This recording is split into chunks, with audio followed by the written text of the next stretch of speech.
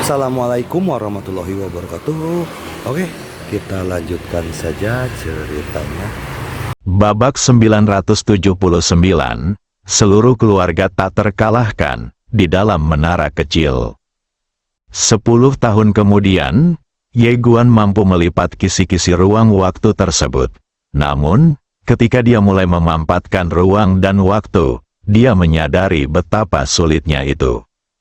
Ketika semua kisi ruang waktu dilipat, itu setara dengan tumpang tindih gaya ruang waktu di setiap kotak. Setelah tumpang tindih ini, gaya-gaya yang terkandung dalam ruang waktu tersebut telah berubah secara kualitatif, dan mengompresinya lagi setara dengan perubahan kualitatif setelah perubahan kualitatif ini. Pada titik ini, dia, seperti Yin Yan, harus menggunakan pedang King Xuan untuk membantu. Jika tidak, dia tidak akan bisa melakukannya dengan kekuatannya sendiri. Hanya dengan menggunakan pedang King Xuan sebagai media dan penindasan kita dapat melanjutkan. Jika tidak, ruang dan waktu yang terlipat tidak dapat menahannya dan akan langsung meledak. Perlu disebutkan bahwa dalam 10 tahun terakhir, karena pelipatan ruang dan waktu yang terus-menerus, tidak hanya pencapaiannya dalam ruang dan waktu telah meningkat pesat, tetapi jiwanya juga telah meningkat pesat, karena pelipatan waktu dan ruang menghabiskan energi, jiwa yang tak tertandingi. Konsumsi ini sebenarnya juga merupakan sejenis olahraga. Namun, saat melakukan kompresi ruang dan waktu, dia menemukan bahwa jiwanya saat ini masih belum cukup. Bahkan dengan pedang King Xuan untuk menekannya, jadi Ye Guan memakan buah Tianxing lagi. Tingkatkan budidaya 100 juta tahun, Ye Guan terkejut dengan buah surgawi ini, sungguh luar biasa. Meskipun buah Tianxing tidak mengizinkannya menerobos alam, itu sangat meningkatkan jiwanya, tidak hanya jiwanya, tetapi kekuatan garis keturunannya juga meningkat. Tapi untuk garis keturunan Yan Huang peningkatannya sangat besar. Di antara ketiga garis keturunan sekarang, meskipun garis keturunan Yan Huang tidak sebaik garis keturunan gila dan garis keturunan fana, ia juga terus meningkat dan semakin mendekati kedua garis keturunan tersebut. Selain mengambil sendiri buah Skywalking, dia juga meminta Aoqian untuk mengambil satu. Buah Skywalking ini lebih bermanfaat baginya, juga itu dapat meningkatkan tubuh fisiknya secara signifikan. Seiring berlalunya hari, kompresi jaringan ruang waktu yang tumpang tindih oleh Ye Guan secara bertahap menjadi efektif. Butuh waktu beberapa tahun baginya untuk akhirnya memampatkan kisi-kisi ruang waktu yang tumpang tindih menjadi ketebalan sebuah buku. Pada saat ini, kekuatan yang terkandung dalam ruang waktu di depannya benar-benar dahsyat, bahkan ia bisa merasakannya. Saat ini, Yin Yan dan Jingan datang, keduanya terlihat sedikit serius. Yin Yan melihat waktu dan ruang di depan Ye Guan dengan ekspresi serius di wajahnya. Bisakah kamu mengendalikannya? Ye Guan berkata dengan sungguh-sungguh, seharusnya tidak ada masalah. Saat dia berbicara, dia perlahan menutup matanya. Segera, dia merasakan pedang King Xuan. Pada saat ini, pedang King Xuan telah menyatu dengan ruang dan waktu yang terkompresi. Suara Xiaota tiba-tiba terdengar dari lapangan. Kekuatan ruang dan waktu agak aneh saat ini. Jangan lepaskan di sini. Ye Dian mengangguk. Jika kekuatan yang terkandung dalam ruang dan waktu di depannya dilepaskan, menara kecil itu pasti tidak akan mampu menahannya, karena ada juga pedang King Xuan di dalamnya. Yin Yan berkata, coba di luar. Ye Guan mengangguk, dan setelah beberapa saat, dia, Yin Yan dan Jingan tiba di alam semesta yang hampa. Kamu melirik ruang dan waktu kosong di sekitarnya, dan sambil berpikir, pedang di depannya langsung terbang. Ledakan hanya sesaat. Semua yang dilihat ketiga orang itu seketika berubah menjadi ketiadaan. Sesaat kemudian, mereka bertiga dihadapkan pada kegelapan, begitu gelap hingga tak berdasar. Hancurkan semuanya, melihat pemandangan ini, Jingan di samping tiba-tiba membuka matanya lebar-lebar dan berhenti menjilati manisan Hao. Ye Guan mengepalkan tangannya erat-erat, matanya penuh kegembiraan. Kekuatan pedang ini lebih kuat dari yang dia bayangkan. Yang paling penting adalah pedang ini hanyalah kekuatan murni ruang dan waktu ditambah kekuatan pedang King Xuan. Dia belum menggunakan kekuatan niat pedang dan garis keturunan. Sangat menarik untuk memikirkannya, masih ada cukup waktu. Di waktu berikutnya, Ye Guan terus berlatih pelipatan ruang dan waktu serta kompresi ruang dan waktu, namun kali ini berbeda. Dia mulai menyatu dengan niat pedangnya, dan mencoba menambahkan dunia waktu. Di luar, Deng Tianyu, 2 hari kemudian, Qiu Baiyi duduk bersila di kehampaan, melipat tangan di atas lutut, menutup mata dan berkonsentrasi. Tiba-tiba terdengar suara langkah kaki di kejauhan. Qiu Baiyi perlahan membuka matanya. 100 kaki jauhnya, seorang pria muda yang memegang pedang panjang perlahan berjalan ke arahnya. "Kamu Guan?" Melihat Ye Guan, senyuman tiba-tiba muncul di wajah Qiu Baiyi. "Ye Gong." Sebelum dia selesai berbicara, dia melihat Ye Guan di kejauhan tiba-tiba menebasnya dengan pedang. "Mari kita mulai." Melihat pemandangan ini, wajah Qiu Baiyi tiba-tiba menjadi gelap, dan dia melambaikan lengan bajunya. Bang! Pedang Ye Guan ditekan di tempatnya ketika jaraknya masih beberapa meter darinya, tidak mampu maju setengah inci lagi. Alis Qiu Baiyi berkerut, karena di belakangnya, pedang niat diam-diam tiba pada seseorang yang tidak dikenal. Tertawa, pedang ini langsung menembus udara, karena Qiu Baiyi telah mundur 100 kaki jauhnya. Tetapi begitu dia berhenti, ruang dan waktu di sekitarnya tiba-tiba berubah menjadi jaringan ruang waktu yang aneh, dan dalam sekejap mata, jutaan pedang niat keluar pada saat yang bersamaan. Setiap pedang adalah dunia yang berumur bertahun-tahun. Tidak hanya itu, Ye Guan juga langsung mengeluarkan pedang King Xuan dan menebasnya dengan satu serangan. Ini juga merupakan periode waktu. Melihat pedang Ye Guan, Qiu Baiyi tiba-tiba kehilangan warna dan ingin mundur, tapi sudah terlambat. Ledakan, untuk sesaat, seluruh domain Deng Tian langsung habis dan dimusnahkan pada saat ini. Setelah menggunakan pedang ini, wajah Ye Guan tiba-tiba menjadi sangat pucat. Tubuh Qiu Baiyi membeku di sana, perlahan-lahan menjadi ilusi. Saat hati Ye Guan menjadi rileks, Qiu Baiyi, yang telah menjadi ilusi, tiba-tiba mengeras, dan kembali normal dalam sekejap. Melihat adegan ini, wajah Ye Guan menjadi gelap. Di kejauhan, Qiu Baiyi menatap Ye Guan dan memuji, "Satu pedang membunuh masa hidup 300 juta tahun. Keterampilan pedangmu sungguh luar biasa." Ye Guan berkata dengan suara yang dalam, "Mengapa kamu baik-baik saja?" Qiu Baiyi tersenyum dan berkata, "Kamu sepertinya telah mengabaikan satu hal, yaitu, saya sama sekali bukan manusia. Saya adalah roh dari alam jahat. Sebagai roh dari alam jahat di alam semesta, umur saya adalah tidak sebanding dengan biksu manusia." Ye Guan mengerutkan kening. Dia benar-benar mengabaikan masalah ini. Qiu Baiyi berkata, "Saya tahu Anda perlahan-lahan memulihkan energi yang baru saja Anda konsumsi. Jangan khawatir, saya akan menunggu Anda pulih, karena saya juga menunggu beberapa teman lama. Apalagi mengambil kesempatan ini, saya juga ingin untuk membicarakan sesuatu denganmu, karena ini pertama kalinya kita bertemu. Dan tentu saja ini juga akan menjadi yang terakhir."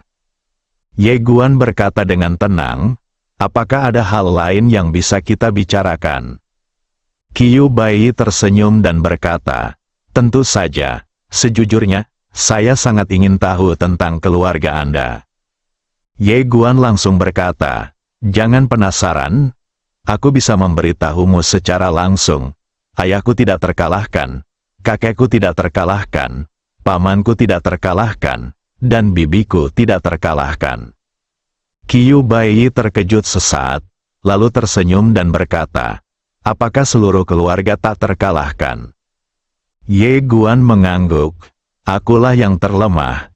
Qiu Bai menatap Ye Guan, katakan padaku, apakah kamu membodohiku?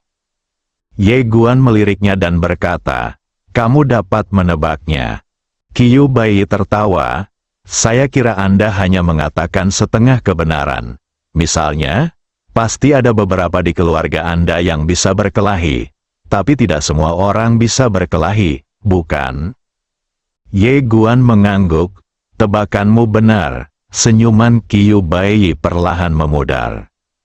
Sejak berurusan dengan Ye Guan, dia agak terkesan dengan Ye Guan. Pemuda ini bukanlah generasi kedua yang tidak punya otak.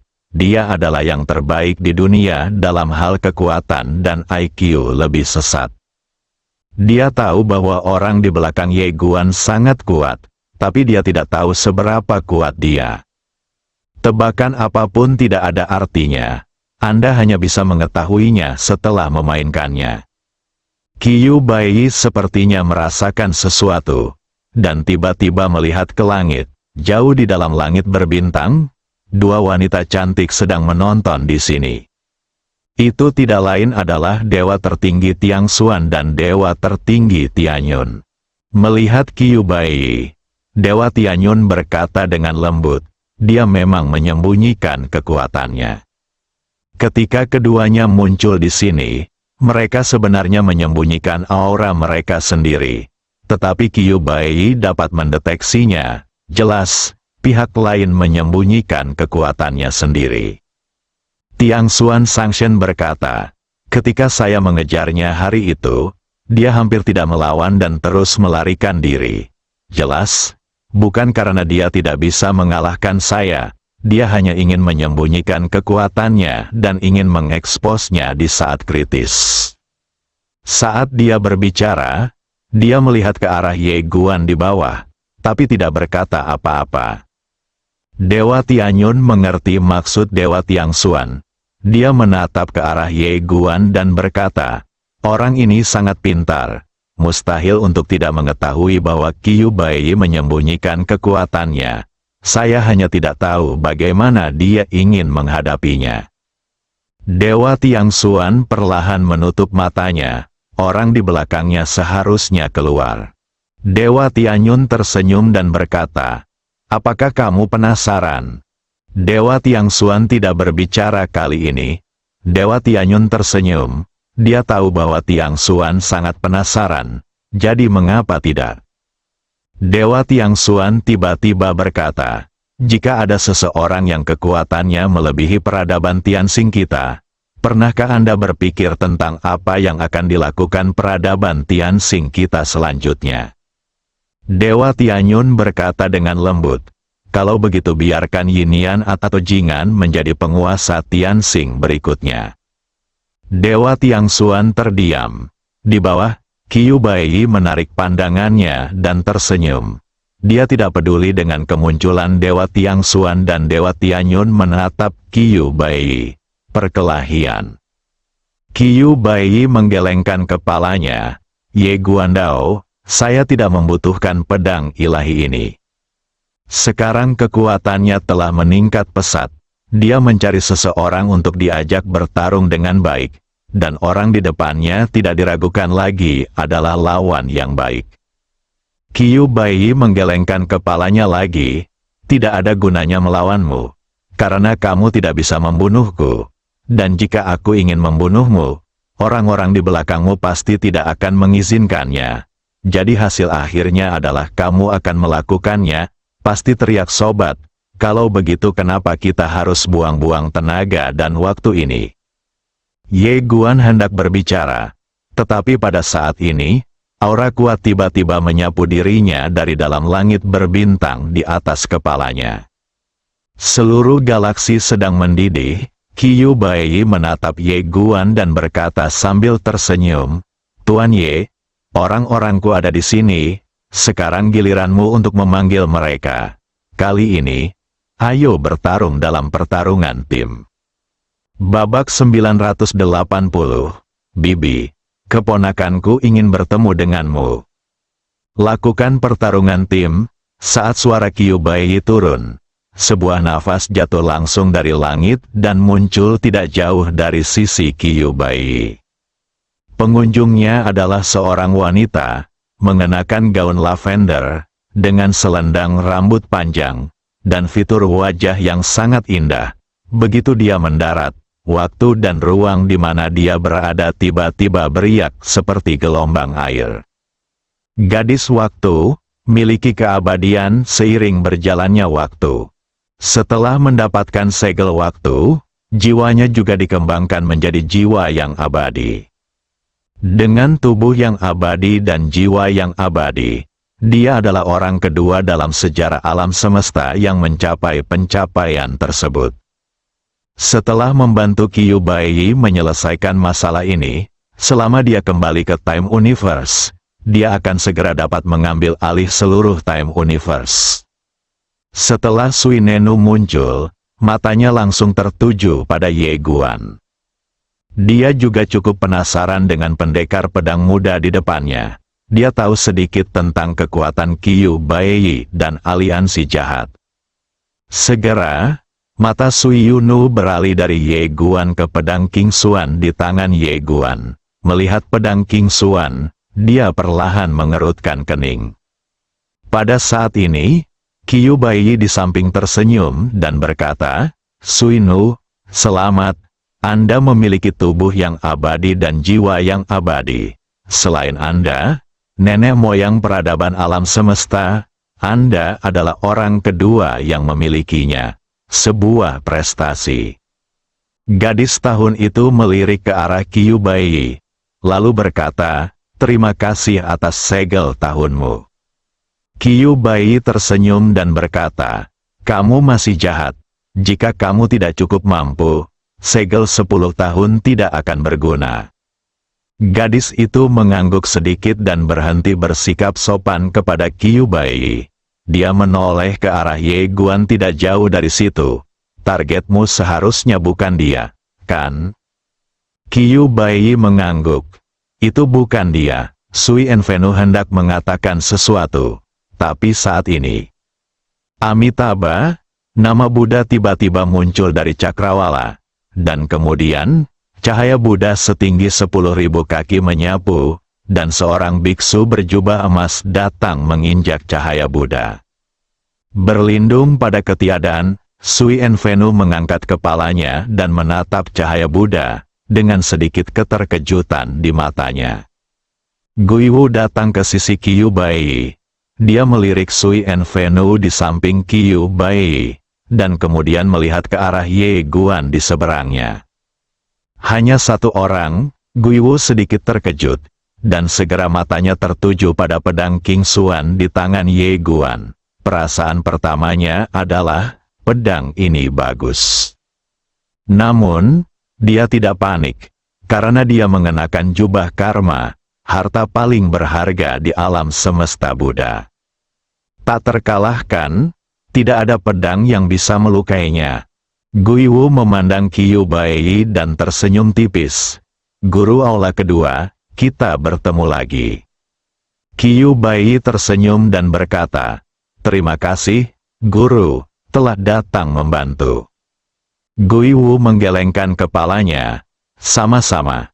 Guru aula kedua, terima kasih telah mengirimkan saya sutra hati, yang sangat meningkatkan kekuatan saya. Saya ingin mengucapkan terima kasih." Qiu Baiyi tertawa. Ternyata sang master telah membuat terobosan. "Selamat." Guiwu Dao menyebut nama Buddha, lalu menoleh untuk melihat ke arah Ye Guan, yang tidak jauh dari situ. Dia melihat ke arah Ye Guan, dan kemudian berkata, tuan muda ini seharusnya tidak menjadi sasaran tuan aula kedua hari ini, kan? Qiu Baiyi tersenyum dan berkata, "Jangan meremehkan Tuan Ye, ada seseorang di belakangnya." Pertarungan tim, Guiwu tersenyum tipis. "Aku menyukainya." Haha, pada saat ini, ledakan tawa tiba-tiba bergema seperti guntur di lapangan, dan kemudian, ruang dan waktu di samping Qiu Baiyi tiba-tiba terbelah, dan seorang pria paruh baya berjubah hitam perlahan keluar. Leluhur Li Hen. Setelah leluhur Li Hen keluar, dia melirik ke arah Guiwu dan Sui Envenu, lalu melihat ke arah Ye Guan di kejauhan. Tanpa basa-basi, dia langsung mengangkat tangannya dan meninjunya. Ledakan, sebuah kekuatan yang kuat bergegas menuju Ye Guan seperti guntur. Ye Guan mengangkat tangannya dan menebasnya dengan pedangnya. Bang, kekuatannya hancur seketika, dan gelombang kejut kekuatan tak terlihat mengguncang sekeliling. Leluhur Li Hen melirik pedang King Xuan di tangan Ye Guan dan berkata sambil tersenyum, "Pedang ini agak menarik." Saat dia mengatakan itu, dia melihat ke samping Qiu Baiyi, "Guru aula kedua, apakah Anda membawa kami ke sini hanya demi seorang anak muda?" Qiu Baiyi tersenyum dan berkata, "Tentu saja tidak, ada seseorang di belakang Tuan Muda Ye. Anda akan bisa menemuinya nanti." Leluhur Li Hen tersenyum dan berkata, "Kalau begitu, saya sangat menantikannya." Saat dia mengatakan itu, matanya tertuju pada Ye Guan lagi. Orang di depannya tentu saja bukan orang biasa, tapi dia tidak peduli. Di alam semesta yang luas ini, tidak banyak orang yang bisa membunuh leluhurnya, Li Hen, tapi tidak banyak. Jika dia ingin pergi, tidak ada yang bisa menghentikannya. Pada saat ini, niat membunuh dan permusuhan yang mengerikan tiba-tiba muncul di lapangan. Semua orang berbalik dan melihat seorang pria paruh baya berjubah merah berdiri ratusan kaki di sebelah kanan. Bunuh tuannya.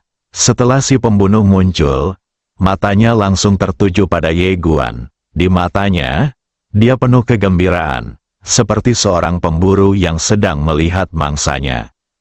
Jelas, dia merasakan darah gila di tubuh Ye Guan. Melihat si pembunuh ingin mengambil tindakan, Qiu Baiyi tiba-tiba berkata, "Tunggu sebentar."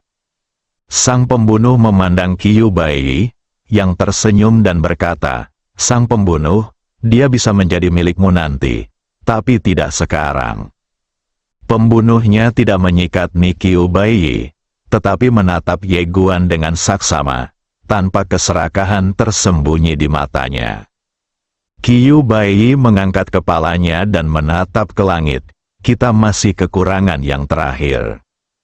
Begitu kata-kata itu keluar, ledakan, aura yang kuat tiba-tiba jatuh dari langit, dan aura ini dipenuhi dengan aura kuno dan destruktif.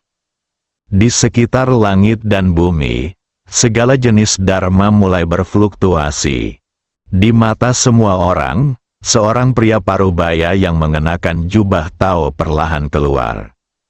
Jalan yang ada, melihat jalan yang ada ini, beberapa orang yang hadir sedikit terkejut. Mata Dadao saat ini tertuju pada Ye Guan di kejauhan, dan berkata sambil tersenyum, "Tuan Ye, kita bertemu lagi." Kamu melirik ke jalan yang ada, lalu berkata, "Apakah ini tubuh asli yang datang kali ini?" Dao-dao yang ada tersenyum dan berkata, "Itu adalah tubuh yang sebenarnya." Ye Pian mengangguk, "Tidak masalah jika itu bukan tubuh aslinya." Xian Dadao mengerutkan kening. Dia selalu merasa kata-kata Ye Guan memiliki arti lain, tapi dia tidak bisa memahaminya untuk sementara waktu. Di sampingnya, si pembunuh tiba-tiba berkata, "Apakah kamu ingin aku melawannya dulu?" Qiu Baiyi memandang si pembunuh, "Kamu ingin menyerap garis keturunannya, kan?"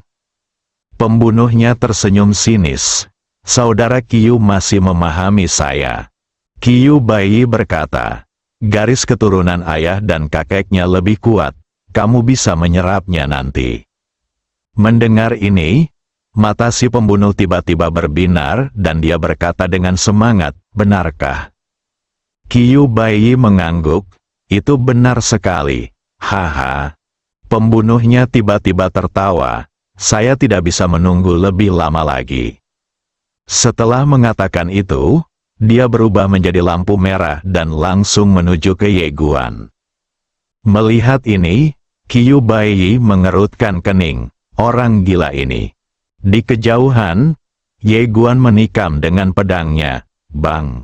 Cahaya berdarah pecah, dan si pembunuh langsung terlempar dan kembali ke tempat semula. Setelah si pembunuh berhenti, ada bekas pedang yang dalam di tangan kanannya.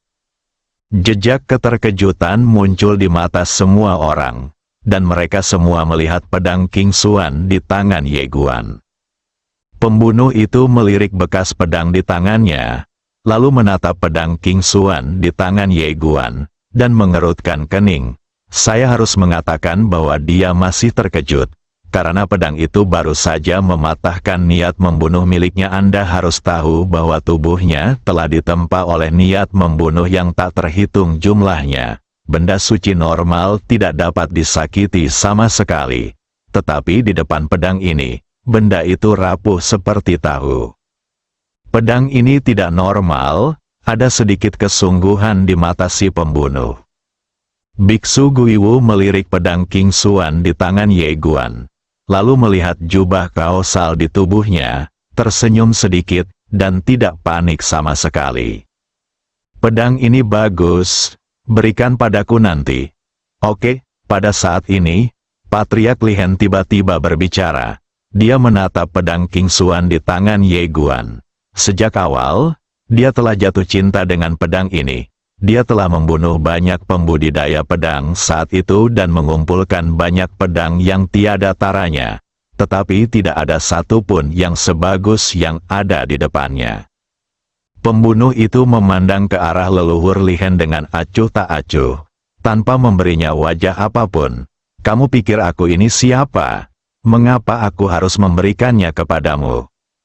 Leluhur Li Hen juga tidak terbiasa dengannya. Jadi dia melangkah maju dan meninjunya. Ledakan, sebuah ledakan terdengar, dan leluhur Li Hen serta master pembunuh masing-masing mundur dengan keras. Melihat mereka berdua ingin bertarung lagi, Qiu Baiyi di samping tiba-tiba berkata, leluhur Li Hen, tuan pembunuh, jika kamu mengambil tindakan lagi, jangan salahkan aku karena tidak memberimu wajah. Wajahnya suram. Astaga, apakah dia benar-benar ingin memarahi ibunya dan membagi rampasan di sini sebelum membunuh siapapun? Apa-apaan? Setelah mendengar kata-kata Qiu Baiyi, master pembunuh dan leluhur Li Hen tidak memilih untuk terus mengambil tindakan. Mereka masih harus memberikan wajah master aula kedua. Namun keduanya saling berpandangan, dan terlihat jelas bahwa masalah ini belum selesai. Qiu Baiyi terlalu malas untuk peduli pada kedua orang ini. Dia memandang Ye Guan dari kejauhan dan berkata sambil tersenyum, Tuan Ye, orang-orang saya pada dasarnya ada di sini. Sekarang giliran Anda. Ye Guan terdiam. Qiu Baiyi berkata dengan serius, saya tahu Anda baru saja membuat terobosan dalam kekuatan, dan Anda ingin mencari seseorang untuk melatih keterampilan Anda. Tetapi tidak ada gunanya, karena untuk saat ini, Anda pasti tidak akan mampu mengalahkan begitu banyak dari kami. Jadi kamu bisa menelepon seseorang saja, oke? Ye Guan tiba-tiba berkata, sepertinya kamu ingin aku menelepon seseorang. Qiu Baiyi tersenyum dan berkata, jika aku ingin membunuhmu, aku harus membunuh orang di belakangmu terlebih dahulu, kan? Ye Guan menggelengkan kepalanya, menurutku itu bukan tujuanmu. Qiu Baiyi sedikit mengernyit. Ye Guan melanjutkan, kamu pasti punya tujuan lain. Meskipun aku belum tahu apa tujuanmu, karena kamu sangat ingin bertemu keluargaku, aku bisa mewujudkannya untukmu. Qiu Bai tersenyum. Ye Guan perlahan menutup matanya. Tuan Ta, katakan padaku, siapa yang harus aku hubungi lebih baik? Xiao Ta berkata, jika kamu ingin bersenang-senang, panggil kamu kakek. Kakekmu sangat pandai bermain. Jika kamu ingin meningkatkan hubungan antara ayah dan anak, kamu bisa memanggilmu ayah. Jika kamu ingin menjadi lebih kejam dan melenyapkan masalah di masa depan, kamu bisa memanggilmu Sukun, Bibi. Ye Dian mengangguk. Kalau begitu, ayo jadi Bibi. Setelah itu, dia membuka matanya dan melihat ke kedalaman langit berbintang. Bibi, keponakanku ingin bertemu denganmu. Ledakan, di samping Ye Guan, ruang dan waktu terbelah, dan seorang wanita dengan rok polos perlahan keluar. Di kejauhan, Qiu Bai tertawa. Tujuan terakhir tercapai, bersambung.